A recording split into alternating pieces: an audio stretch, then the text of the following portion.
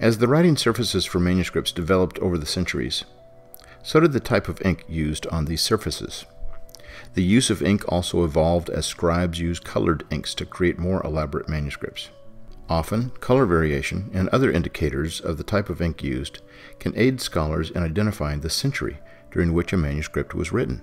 A carbon-based ink mixture was commonly used on papyrus manuscripts, the earliest writing surface for New Testament documents. The ink mixture used on papyri was made from charcoal or lampblack, water, and grounded gum arabic, which made the ink thicker. This mixture produced a black ink that is mentioned in 2 John 12 and 3 John 13. The Greek term used in these verses is melos, which is translated as ink, more specifically meaning black. When parchment became popular in the 4th century AD, a new formulation for ink was needed since the former did not adhere well to parchment. This ink was made from crushed oak gall, a small hard nut formed by a gall wasp's larva on the leaves and twigs of oak trees. The crushed oak gall was infused with rainwater for several days, then mixed with ferrous sulfate, turning it black.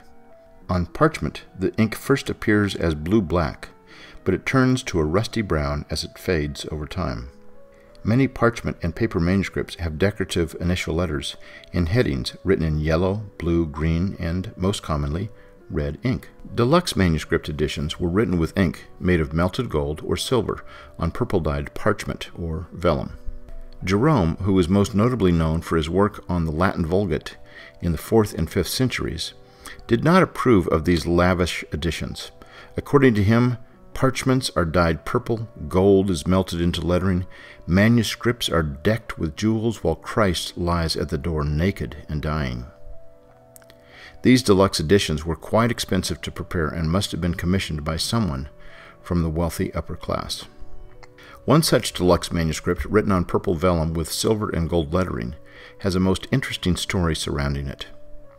A 6th century manuscript, Codex Baratinus, from the mountains of Berat, which CSNTM had the privilege of digitally photographing, was nearly lost during World War II.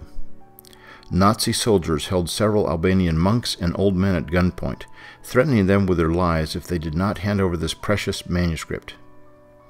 Not wishing to give the Nazis any ammunition, they lied to the soldiers, risking their lives for the document.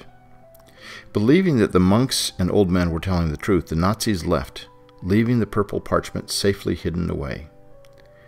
Later, these monks and old men of the village each confessed to the abbot for lying to the soldiers. But they reasoned that it was better to die for the sake of Scripture than to live, but to give it up to such men. In addition to decorative headings and initial letters, colored ink was used for other artistic adornment. Portraits of Christ and the apostles, as well as depicted scenes and events, are found in manuscripts as early as the 6th century. Although the research has yet to be strongly undertaken, there is the possibility of using such artistic adornment in ink as evidence to better understand the family relationships among a large group of documents. New ink formulas were created as surfaces and writing utensils changed, and in order to make the appearance of handwritten documents more appealing, even decorative, with the use of colored inks. With the invention of the printing press in the 15th century, the type of ink needed for manuscripts, that which flowed well from quills and adhered well to parchment, began to be replaced by a new formula which was better suited for printing, especially on paper.